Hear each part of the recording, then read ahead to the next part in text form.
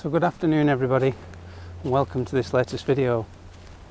Now those of you that watched my last film will have seen that I was getting quite stressed out about getting an image for this channel, and there was an important message at the end of that film and many of you agreed with it. What basically happened was that, if you didn't see it, I was desperately trying to find an image and I was getting stressed about it and I wasn't really enjoying my surroundings. And when I read the comments below after that film, I realised that many people agree that it should be about getting out and enjoying yourself and not stressing over the shots.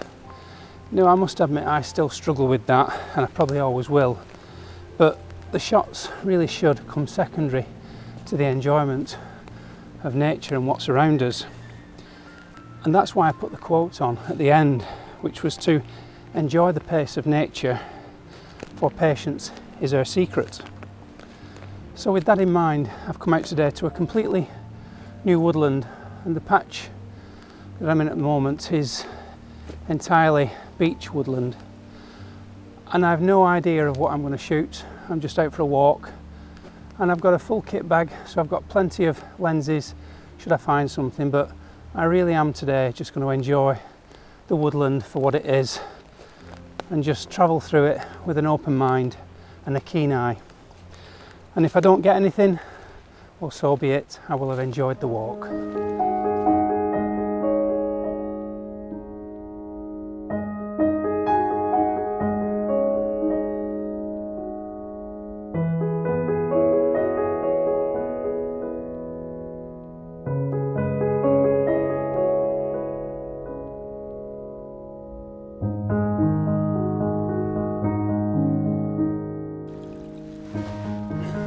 Now I'm not going to lie, I didn't just find the sycamore leaf sitting beautifully amongst these mosses. Now it is entirely possible that that could happen in reality, but the chances of me finding it on any one day are quite remote. So I had my eye on these mosses. I walked past them about 10 minutes ago and I thought it would be really nice if something was in amongst them. And I was thinking at first a little bit of a beech mass, you know, one of the husks that you get off the beech trees, or some beech nuts, but they weren't really striking enough. But that leaf caught my eye as I was walking back there, and I just brought it back to see how it looks. And yeah, it's a bit contrived and it's staged, but you can't deny that it looks really beautiful. So I'm going to get the camera out and frame it up and see how it looks.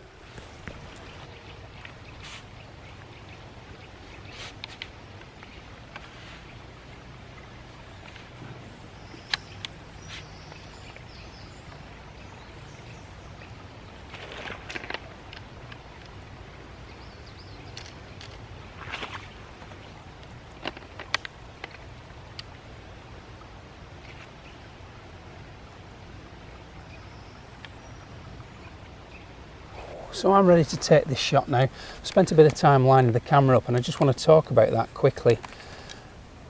One of the important parts of photography is depth of field, and with something like this, using a macro lens at such a close focusing distance, depth of field becomes much more reduced as magnification increases, more difficult to achieve.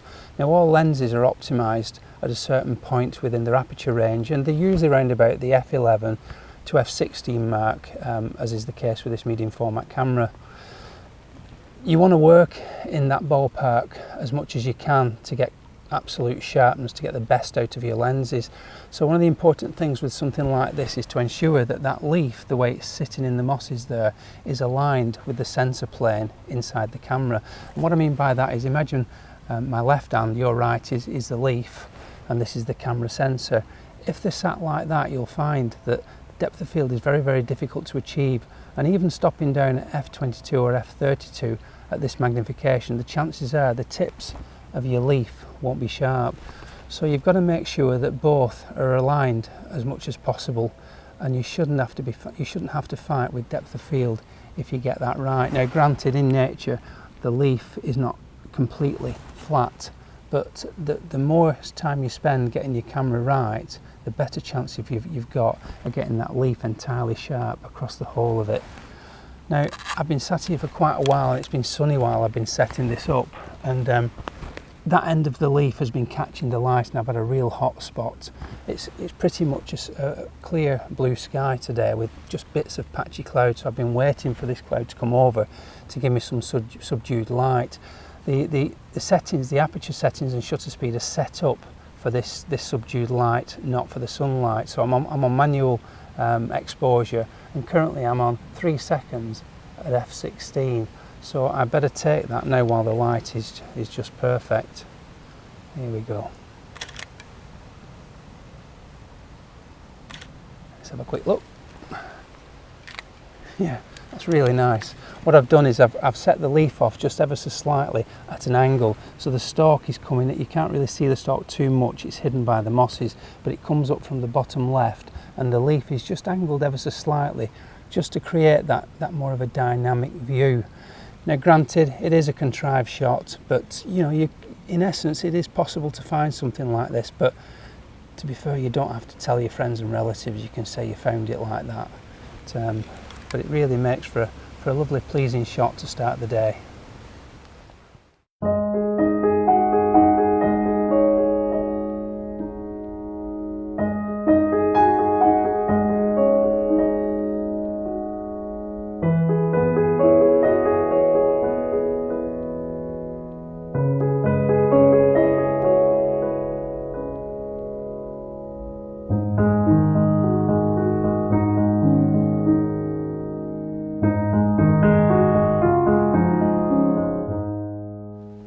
So there we go, shot number 1 done.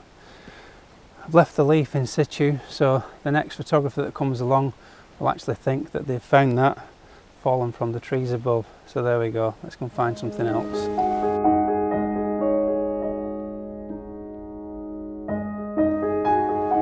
One of the benefits of coming to a new location is that you just don't expect anything really, you just get what you get. And this is really interesting because what I've found here is a really interesting shot for later in the year. Just look at all the trees. Can you see how vertical they are? Just broken occasionally by the odd horizontal branch, which makes for just that little bit of added interest.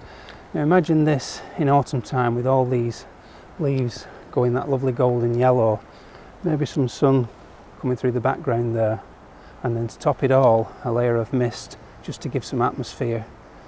I think this is a great location. That's certainly one to come back to.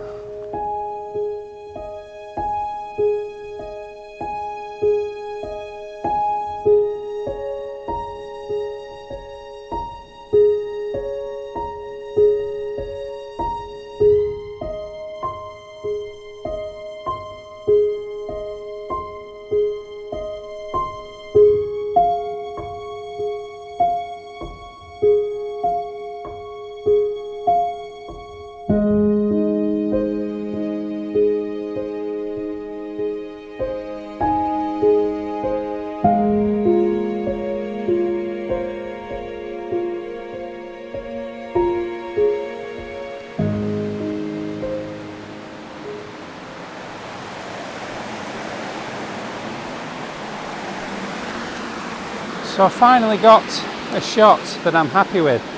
I spent quite a while in this little area trying to make something of the watercourse that you see behind me. It's where the river's coming down from the top reservoir and making its way down to a lower reservoir. And what I was trying to do was make use of these swirling bubbles, and you might have seen that done before. It's really effective, and you use a very, very long exposure. So I put my case 6 stop neutral density filter on, and I was concentrating on this little pool here because it was a nice big swirling section. But what was happening is that because the water's quite close to where it's really turbulent, it wasn't just swirling round, it was bouncing as well. So when the exposure was finished, the image looked blurred, and for a while it fooled me. I thought there was something wrong, and then I realised that there was little rock to one side that was in the shot that was pin sharp. So what's happening is that the water's moving up and down, so it's not possible to get the shot that I wanted. So I stood around, and along with the theme of today, which is relaxing and just enjoying it, I decided to stand here, have a banana and just have a look around, see if there's anything else that caught my eye. And right beneath my feet is this plant that you see here, and this is an umbellifer. It's the umbellifer family, and I think it's one of the hemlocks. I'm not 100% sure. There's quite a lot of them, but at the top of the actual flower, you can see the camera's pointing down on it. You've got these lovely flower heads with stems on them that radiate out from a central point, and it does that from the bottom of the plant here, from the bottom of the flower head here. But as it goes up, they do it again, and then you get more stems that come off, and then they do it again. So you get what you get when you look through the camera. It's almost like fireworks going off. So I arranged the camera from that top view with a macro lens, and I'm using an aperture of about f8, I think, or f11. And the reason I've not gone for a maximum depth of field is because I want to throw some of those flower heads out of focus, so it actually looks like fireworks going off at different distances. And that's how I perceive it to look. Be interested to know in the comments below whether you think that's the case or not. But it really makes for a nice composition. The only real difficulty is that now that I'm set up, I mean, it's really quite still here today, but when you put that on 100% and you look through the back of the camera, I'll put that on now, you can see that any little bit of movement, even just the slightest of breeze, magnifies that movement a heck of a lot. So I just have to choose my moment carefully and then press the shutter just at that point when it's nice and still. But it really looks like a lovely image. I'm going to put this camera down now on the tripod and we'll grab that shot. So carefully got into position and ready to go. Looks really lovely, very happy with that composition. There are flies that occasionally keep landing on it, so I've just got to blow those off. And you might think, well, that might just add to the composition, but the problem is they're not still, they're moving around, so you just end up with these black blurry lines, which isn't ideal. So I'm going to put that on 100% now, really focusing in close on that tip of that flower head, one of the stamens, and just waiting for that moment for the wind to stop. It does it quite a lot, so it's not like I've got to wait here a long time. Just moving, just a tad. Typically we're getting a breeze, a strong breeze right now. It's going like that on the back of the screen. It's absolutely moving around. It's always the way. Come on.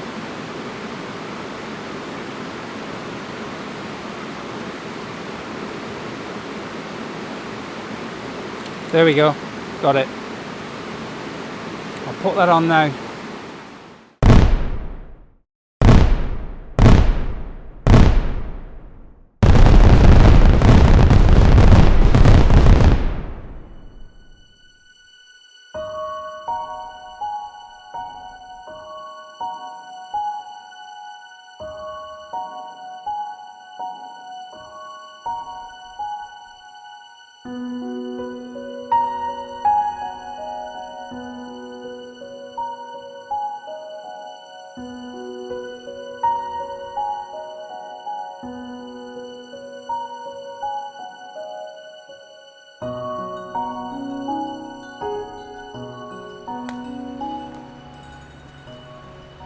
I always find it really interesting how a woodland changes character as you move through it. When I started today up at the top of the hill, it was all beech woodland. As I've moved down through the hillside, it became sycamore, and now what it is at the moment is birch and oak. And I just bet that come autumn time that woodland floor will be full of fungi, and I'm definitely going to come back for that.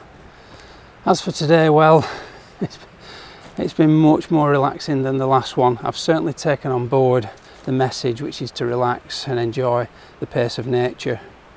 We got some nice images, you've already seen them.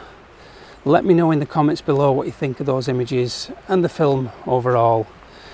If you're not already subscribed, certainly consider subscribing, and don't forget to ring that bell for those all important notifications every time a new film goes live.